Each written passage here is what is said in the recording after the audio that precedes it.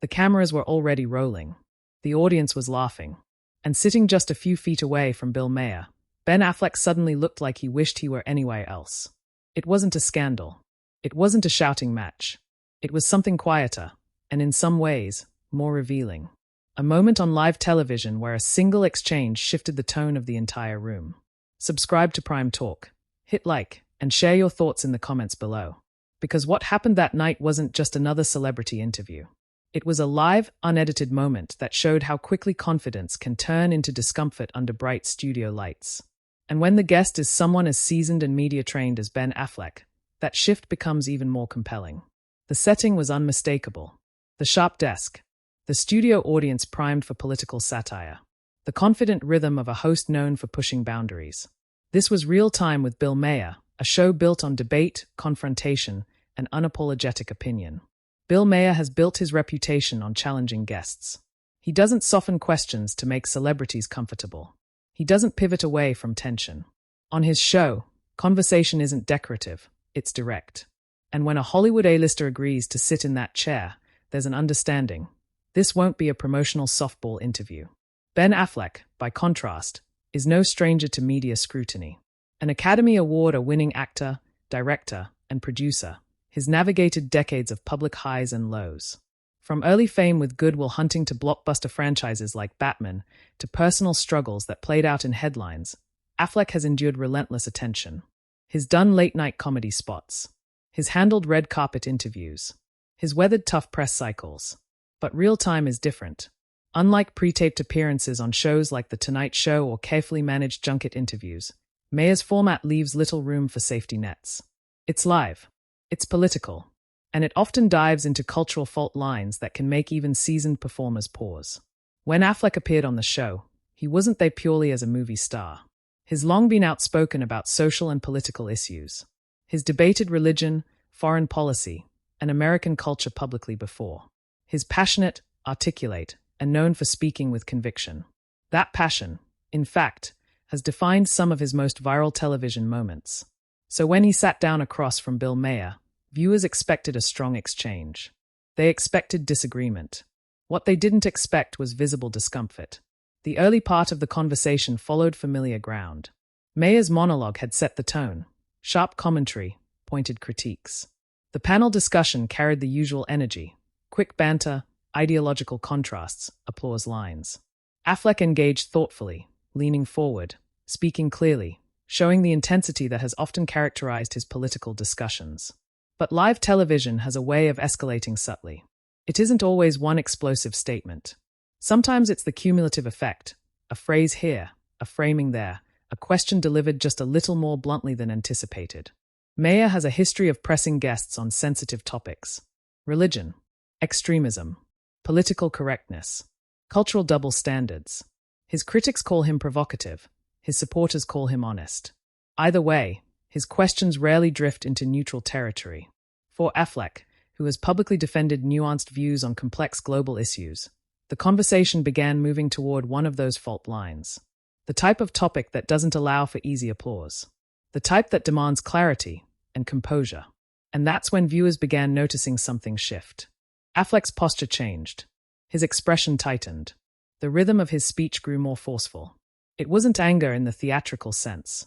It was tension, the kind that builds when someone feels a line has been crossed. The studio audience reacted audibly at points, some laughter, some applause, some murmurs. Live energy can amplify everything. A slight hesitation feels heavier. A pointed remark lands harder. Maher, accustomed to confrontation, maintained his tone. Calm, slightly amused, occasionally leaning back as if inviting the debate to intensify. He wasn't yelling. He didn't need to. His style relies on steady persistence. And in that space, between persistence and passion, something compelling unfolded. The reason this moment mattered wasn't just because two public figures disagreed. It mattered because it happened in real time, without edits, without publicists stepping in, without post-production smoothing rough edges. Millions watched it as it happened. Clips circulated immediately. Commentary followed within hours. For celebrities, live television strips away the protective layer that often surrounds them. There's no chance to rephrase a sentence after hearing how it sounds. No chance to trim a reaction that seems too sharp. What you say, and how you look while saying it becomes permanent. Affleck is widely recognized as intelligent and politically engaged. But that night, intelligence wasn't the headline. Body language was. Tone was. The visible discomfort became part of the narrative. Was it frustration? Was it moral conviction? Was it the natural result of a heated debate?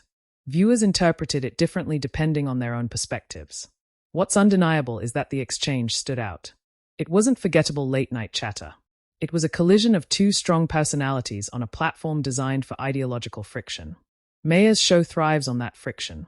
Affleck's career has included moments where he leans into confrontation rather than avoiding it. Put those two forces together on live television, and sparks are almost inevitable. But no one in the audience, and perhaps not even Affleck himself, could have predicted how quickly the conversation would escalate from pointed discussion to visible unease. Because the turning point wasn't loud. It was a sentence, and the reaction to that sentence would define the rest of the night. Before that night on Real Time, Ben Affleck had already established himself as more than just a Hollywood leading man. Over the years, he had built a parallel reputation as someone willing to speak publicly about politics, religion, and global conflict. He wasn't cautious in the way many actors are trained to be. He didn't default to neutral, polished sound bites. When he believed something strongly, he said it. That history mattered. Affleck had previously appeared on political talk shows and panel discussions where debates became intense. In one widely discussed appearance years earlier, he forcefully pushed back against commentary he believed unfairly generalized an entire religion. That moment went viral, not because he was out of control, but because of how passionately he defended his point. It showed a side of him that was deeply engaged, and sometimes visibly emotional. When conversations crossed into territory he felt demanded moral clarity.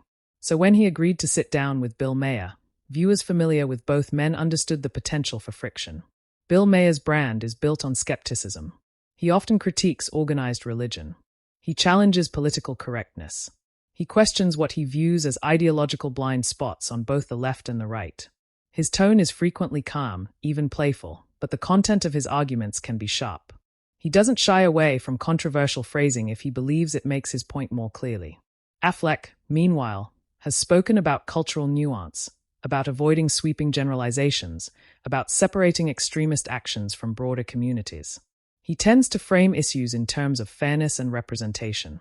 Where Maher might focus on blunt critique, Affleck often leans into the language of responsibility and sensitivity. That difference in framing set the stage long before either man walked into the studio.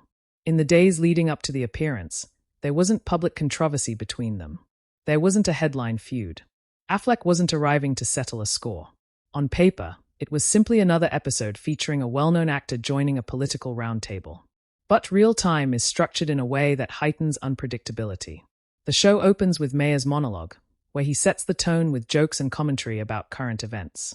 Then comes the panel discussion, typically involving journalists, political commentators, academics, or public figures with strong opinions. Guests aren't isolated in a one-on-one format. They are part of a conversation that can shift quickly as different voices jump in. That format increases the likelihood of overlap, interruption, and escalation. And unlike traditional late-night entertainment shows, there's less emphasis on promoting a film or keeping things light. Even when celebrities appear to discuss projects, the conversation often moves into broader political or cultural topics. Affleck entered that environment fully aware of Maher's reputation. He had watched the show before. He knew that Maher often critiques what he sees as liberal blind spots. He also knew that when religion becomes part of the discussion, Maher tends to be particularly direct. In the broader cultural landscape at the time, debates around religion, extremism, free speech, and political correctness were already heightened. News cycles were saturated with discussions about global conflicts and domestic tensions. Social media amplified every comment made by public figures. A single phrase could trend within minutes. That context added weight to the conversation before it even began. Affleck's public image at that point was layered. He was respected for his work behind the camera, particularly after directing and starring in critically acclaimed films. He was also known for candid interviews about his personal struggles, including addiction and recovery. That openness had earned him sympathy and respect, but it also meant that when he spoke passionately, audiences paid attention. Maher's audience, on the other hand, expected confrontation. They tuned in for it. Applause and laughter often followed lines that would land uncomfortably elsewhere. The energy in the studio is part comedy club, part debate hall. As the episode progressed, the discussion moved into religion and extremism, territory both men had addressed publicly before. The framing of the issue wasn't new. The arguments had circulated in various forms across media platforms. But live television compresses nuance. There's limited time. There's pressure to respond quickly. There's an audience reacting in real time. Affleck began engaging with increasing intensity. He leaned forward in his chair. His voice became firmer. He wasn't dismissive, he was deliberate. But the pace of the exchange accelerated. Maher responded with his characteristic steadiness. He pressed his point. He clarified his position.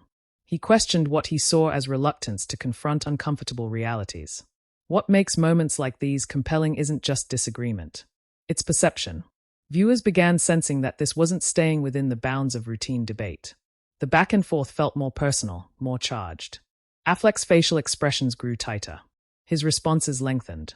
He appeared determined to articulate a distinction he believed was being overlooked. When he spoke, he emphasized words carefully, as if trying to prevent misinterpretation. Meanwhile, the studio audience reacted in waves. Some clapped. Some laughed. At times, there were audible murmurs, the kind that ripple through a room when tension builds. Live television removes the ability to recalibrate privately. If a guest feels misunderstood, the only option is to respond immediately. There's no producer whispering in your ear to pivot. No chance to request a break. The clock keeps ticking. And the cultural stakes made the exchange heavier. Conversations about religion and extremism carry emotional weight. For some viewers, it's academic debate. For others, it's personal identity. When those themes intersect with humor and satire, the balance can feel fragile. As the discussion continued, it became clear that neither man intended to retreat from his position.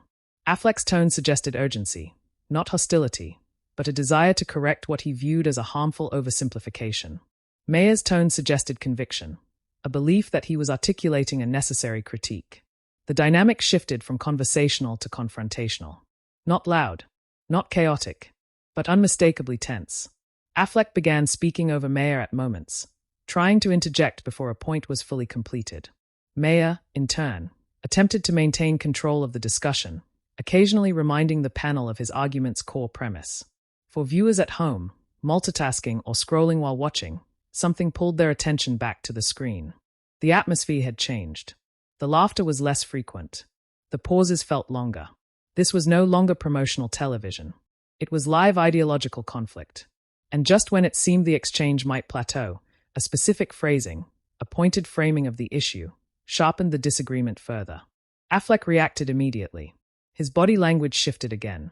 And what happened next would transform the conversation from heated debate into one of the most discussed live TV moments of that season.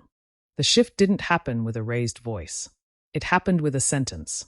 Bill Maher, seated behind his desk, leaned slightly back as he reiterated his argument.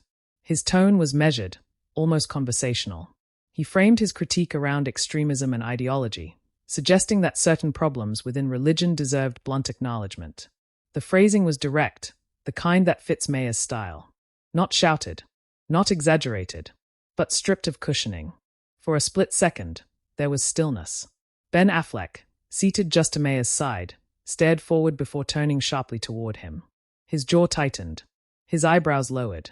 The shift in his posture was subtle but immediate, shoulders squared, body leaning in rather than resting back. And then he spoke. His voice wasn't calm in the detached sense. It carried urgency. He challenged the framing. He pushed back against what he saw as an unfair generalization. He emphasized the distinction between extremist factions and an entire global faith community. Each word landed firmly, deliberately. The audience reacted, some applause, some scattered laughter, some murmurs of surprise. Maher didn't interrupt at first. He watched. He listened. Then he responded, clarifying his position again, repeating that criticism of ideas should not be equated with prejudice against people. Affleck leaned further forward. No, he insisted, pressing the point. His tone sharpened. He argued that language matters. That framing matters. That labeling broad populations based on the actions of extremists creates real-world consequences. The conversation accelerated. Voices began overlapping. For a moment, both men spoke at once, not shouting, but competing for space in a live broadcast where silence equals surrender. Maher gestured with his hand, attempting to finish his sentence. Affleck continued, unwilling to let the framing stand unchallenged. The studio audience shifted in its energy. Applause lines were no longer landing cleanly. Laughter felt hesitant. The atmosphere tightened. On live television, body language becomes amplified. Affleck's facial expression was intense, eyes fixed, lips pressed between sentences, chin slightly lifted. He wasn't smiling. He wasn't deflecting with humor. He was fully engaged, visibly frustrated. Maher maintained composure, but his expression hardened. The relaxed half-smile he often wears during debates faded. His responses became more clipped, more direct. Another panelist attempted to interject, but the exchange between the two had taken center stage. Affleck raised his voice slightly, not to yell, but to ensure he was heard. He rejected the implication that acknowledging nuance meant avoiding difficult truths. He argued that calling an entire religion inherently problematic crossed a line. Maher countered by saying that ideas, any ideas, are subject to criticism, and that fear of offense shouldn't silence honest debate. The tension wasn't explosive. It was concentrated. There was a pause, just long enough for the silence to feel heavy. Affleck exhaled sharply. He looked toward the audience briefly, then back at Maher. His hands moved as he spoke, punctuating his words. The cadence of his speech sped up, suggesting both conviction and frustration. Maher leaned back again, allowing Affleck to finish, but when he responded, he repeated his central argument with calm insistence. The repetition seemed to deepen the divide rather than narrow it. At home, viewers could see it clearly. This wasn't promotional banter. This wasn't friendly disagreement. This was a collision of principles. The fact that it was happening live added another layer. There were no commercial breaks to reset the mood. No editing to trim interruptions. Every pause, every overlapping sentence, every facial expression was transmitted in real time. Affleck's discomfort was visible now. Not because he was unprepared, but because the framing of the discussion appeared, in his view, fundamentally flawed. His expression suggested disbelief that the distinction he was trying to make wasn't landing. He leaned in again, emphasizing that condemning extremism is not the same as condemning billions of people. His voice rose another notch, still controlled, but undeniably heated. Maher responded by asserting that criticism of doctrine is not racism, not bigotry, but legitimate discourse. His tone remained even, but firmer than before. The audience clapped at different points, some for Maher, some for Affleck. The divided reaction underscored the tension. Then came a brief moment of overlapping dialogue where neither fully yielded the floor. It lasted only seconds. But on live television, seconds stretch. Affleck's face flushed slightly. He shook his head. Maher held eye contact. Finally, a small lull opened. Maher pivoted slightly, attempting to widen the discussion back to the broader panel. The immediate intensity softened, but the atmosphere did not fully recover. The earlier ease was gone. Affleck sat back, but his posture remained rigid. His lips pressed together. He listened, but his expression suggested lingering frustration. The conversation moved forward, but viewers knew something had shifted permanently in that segment. The live nature of the show meant that nothing about that exchange could be softened later. Clips began circulating almost immediately after the broadcast ended. Headlines focused not just on the substance of the debate, but on Affleck's visible reaction, his intensity, his refusal to concede the framing. Some viewers praised him for speaking forcefully. Others argued that Maher was simply defending free expression. The divide mirrored the debate itself. But in the studio, in that moment, what stood out most was the discomfort. Affleck is known for handling interviews with practiced ease. Yet here, under Maher's steady questioning and the audience's divided response, he looked unsettled, not by being challenged, but by what he perceived as an oversimplification. The camera caught every detail. The tightened jaw, the narrowed eyes, the quick inhale before responding again. And as the segment transitioned away from the peak of the confrontation, the question lingered. Had this exchange changed how viewers saw him? Or had it revealed something that was always there, a willingness to confront, even at the cost of comfort? Because what followed, after the cameras cut and the analysis began, would determine whether this moment faded into television history or became one of the defining live debates of his career. If you've been following moments like this, subscribe to Prime Talk, because what happened after the broadcast ended added another layer to the story. When the segment finally moved on, the energy in the studio didn't snap back to normal. There was no dramatic ending, no host declaring a winner, no guest storming off stage. Instead, there was something more subtle, a lingering tension that hung in the air even as the conversation shifted topics. Ben Affleck sat back in his chair, but his posture remained firm. His expression settled into a controlled seriousness. He listened as other panelists spoke, occasionally nodding, occasionally preparing to respond. But the earlier exchange had changed the rhythm of the room. The easy laughter that typically punctuates real time felt restrained. Bill Maher, for his part, resumed his role as moderator. His tone returned to its familiar cadence, sharp, analytical, occasionally humorous. He didn't apologize. He didn't escalate. He continued the show. That's the nature of live television. It moves forward whether emotions have settled or not. But viewers at home weren't moving on so quickly. Within hours of the broadcast, clips of the exchange began circulating online. Headlines framed it as a heated debate.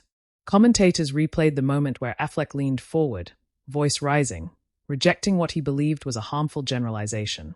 Others replayed Maher's calm insistence that ideas, including religious doctrines, are open to criticism. The narrative quickly split into two camps. Some praised Affleck for forcefully defending nuance. They argued that his intensity reflected genuine conviction, that he refused to let a complex issue be reduced to a sweeping critique. They saw his discomfort not as weakness, but as moral urgency. Others sided with Maher, asserting that his argument was about ideology, not identity. They viewed his approach as consistent with his long-standing critique of organized religion in general, not targeted at any one group. From that perspective, Affleck's reaction appeared overly emotional. But beyond the online debate, something more lasting occurred. The moment reinforced Ben Affleck's public image as someone willing to engage, even when it risks discomfort. He didn't deflect. He didn't retreat into publicist-approved neutrality. On live television, under pressure, he chose confrontation over silence. That choice carries consequences. For celebrities, every live appearance contributes to a broader narrative. Affleck's career has included triumphs, setbacks, reinventions, and public scrutiny. Moments like this add another layer, not about box office numbers or awards, but about identity. He wasn't promoting a film when that exchange happened. He wasn't performing a character. He was speaking as himself. And that distinction matters. In the days following the broadcast, media outlets analyzed not just the substance of the debate, but the tone. Articles described the visible tension. Television commentators replayed the body language. Social media users slowed down clips, highlighting the instant his posture changed. The phrase live television appeared repeatedly in coverage. Because live television strips away polish. It captures reactions in their raw form. There's no opportunity to recalibrate tone in post-production. What viewers saw was exactly what unfolded. For Bill Maher, the exchange fit squarely within his brand. He has built a career on provoking debate and holding firm to his positions. Heated discussions on his show are not anomalies. They are part of the format. The fact that the debate grew intense only reinforced the perception that real time remains a space for unfiltered ideological clashes. For Affleck, however, the moment carried more personal visibility.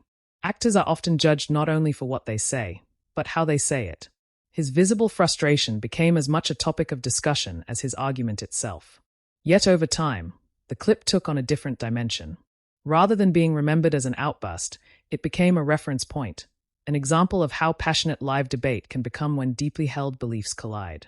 In retrospect, the exchange reflected the broader cultural climate of the moment, heightened sensitivities, polarized discourse, and the challenge of discussing global issues in compressed television segments. It also highlighted the risk inherent in stepping outside of scripted environments. Many celebrities avoid politically charged platforms precisely because of this unpredictability. A single exchange can dominate headlines. A facial expression can become a meme.